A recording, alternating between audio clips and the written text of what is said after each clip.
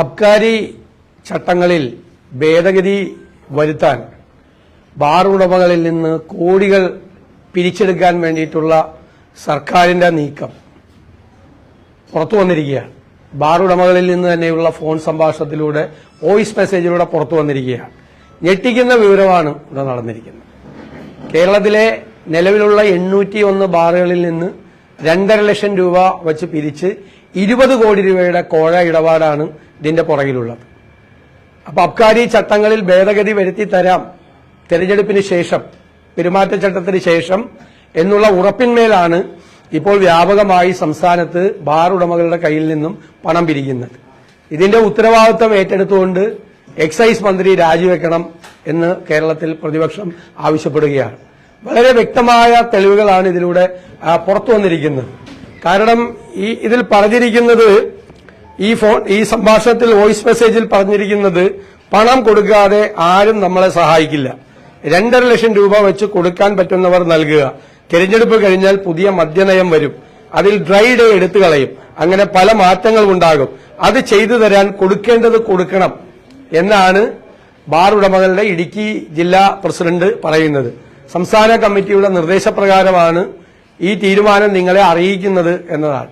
അപ്പോൾ കളക്ഷൻ തുടങ്ങിക്കഴിഞ്ഞതായി പറയുന്നുണ്ട്.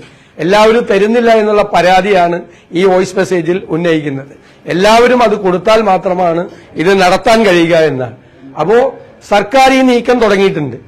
സർക്കാർ ഈ നീക്കം തുടങ്ങിയപ്പോൾ സാമ്പത്തിക കാര്യങ്ങൾക്കുള്ള സബ്ജക്ട് കമ്മിറ്റിയിൽ ഇത് വന്നപ്പോൾ പ്രതിപക്ഷ അംഗങ്ങൾ ഇതിനെ ശക്തിയായി എതിർത്തിട്ടുണ്ട്. അബ്കാരി നയങ്ങളിൽ, സമീപനങ്ങളിൽ, പൊതുവിൽ നിലവിലുള്ള നിയമത്തിലും മാറ്റങ്ങൾ വരുത്തി അവരെ സഹായിക്കാൻ വേണ്ടിയിട്ടാണ്. 1-ാം തീയതി ഡ്രൈ ഡേ ആക്കാനുള്ള കാരണം എന്താ? യഥാർത്ഥത്തിൽ ശമ്പളം കിട്ടുന്ന ദിവസമാണ് 1-ാം തീയതി.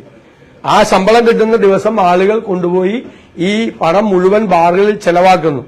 അപ്പൊ അന്നത് വീട്ടിലെത്തിക്കാൻ കഴിഞ്ഞാൽ ആ പണമെങ്കിലും സേവ് ചെയ്യാൻ കഴിയും എന്നുള്ള സതുദ്ദേശത്തോടുകൂടി മാറി മാറി വന്ന ഗവൺമെന്റുകൾ അനുവർത്തിച്ചു വരുന്ന ഒരു രീതിയാണ്.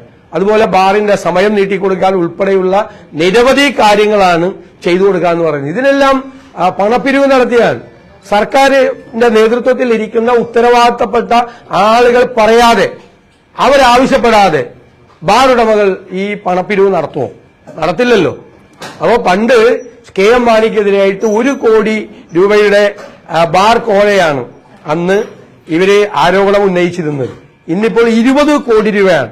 801 ബാറുകളാണ് സംസ്ഥാനത്തുള്ളത്. ഈ സർക്കാർ വന്നതിന് ശേഷം, ആദ്യത്തെ പിണറായി വിജയൻ സർക്കാർ വന്നതിന് ശേഷം 669 ബാറുകൾക്ക് ലൈസൻസ് കൊടുത്തു. 669 ബാറുകൾക്ക്. അതിനു മുമ്പ് ഉമ്മൻചാണ്ടിയുടെ കാലത്ത് അന്ന് 5 സ്റ്റാർ ഹോട്ടലുകൾക്ക് ബാർ ലൈസൻസ് കൊടുക്കാനുള്ള ഒരു തീരുമാനമെടുത്തപ്പോൾ അന്ന് 2016 ഏപ്രിൽ 18-ന് CPM സംസ്ഥാന സെക്രട്ടറിയായ പിണറായി വിജയന്റെ ഒരു ഫേസ്ബുക്ക് പോസ്റ്റ് ഉണ്ട്. കൂടുതൽ ഹോട്ടലുകൾക്ക് ബാർ ലൈസൻസ് നൽകിയ തീരുമാനം മദ്യനിരോധനം സാധ്യമാക്കാനുള്ളതാണോ എന്ന് ഉമ്മൻചാണ്ടി വ്യക്തമാക്കണം. UDFന്റെ മദ്യനയം തട്ടിപ്പാണ്. ബാർ കോളയിൽ കുടുങ്ങിയൊരു മന്ത്രിക്ക് രാജിവെക്കേണ്ടി വന്ന കാപട്യമാണ് മദ്യനയം എന്ന പേരിൽ UDF അവതരിപ്പിക്കുന്നത്. മദ്യം എന്ന വിപത്തിനെ ചെറുക്കാനും ജനങ്ങളെ മദ്യത്തിന്റെ പിടിയിൽ നിന്ന് മോചിപ്പിക്കാനുമുള്ള നിശ്ചയദാർഢ്യം ഇടതുപക്ഷത്തിനാണ് ഉള്ളത്. എന്നിട്ടൊരു ഉറപ്പും കൂടി നൽകുന്നുണ്ട്.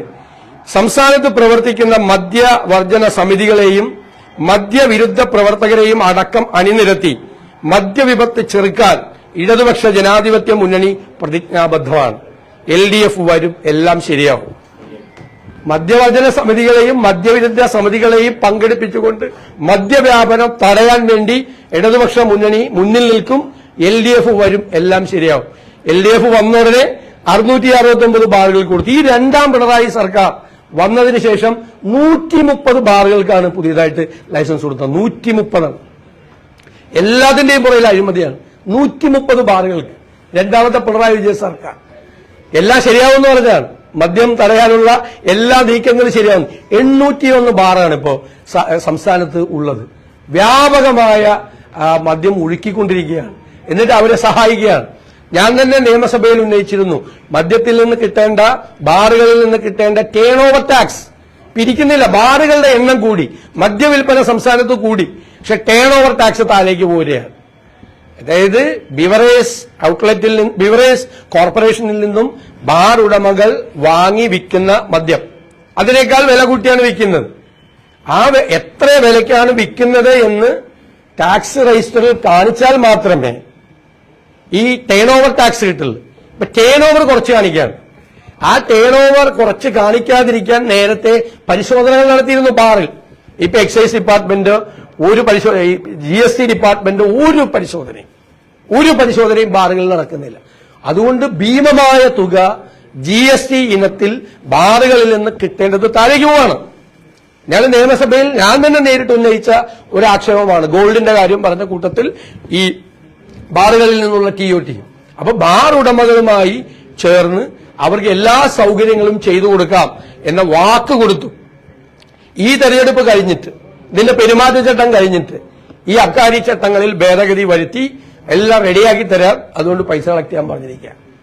ഇത് നഗ്നമായ അഴിമതിയാണ്. ഇതിൽ നിന്ന് ആർക്കും ഒളിച്ചോടാൻ കഴിയില്ല. ഇപ്പൊ നോട്ട് എണ്ണുന്ന യന്ത്രം എവിടെയാണ് വെച്ചിരിക്കുന്നത്? എക്സൈസ് മന്ത്രിയുടെ അടുത്താണോ, മുഖ്യമന്ത്രിയുടെ കയ്യിലാണോ, അല്ലെ AKG സെന്ററിലാണോ എന്ന് മാത്രം വ്യക്തമാക്കിയാൽ മതി. ഇതൊക്കെ നേരത്തെ പറഞ്ഞാണല്ലോ. 1 കോടി രൂപയുടെ ആരോപണമൊക്കെ വന്നതല്ലേ. ഇത് 20 കോടി രൂപയുടെ അഴിമതിയാണ് അബ്കാരി ചട്ടങ്ങളിൽ ഭേദഗതി വരുത്താം എന്ന് പറഞ്ഞുകൊണ്ട് നടത്തിക്കൊണ്ടിരിക്കുന്നത്. അതിനു വേണ്ടിയിട്ടുള്ള പണപ്പിരിവാണ് ഇപ്പോൾ നടന്നുകൊണ്ടിരിക്കുന്നത്. വളരെ വ്യക്തമായി കഴിഞ്ഞിരിക്കുകയാണ്.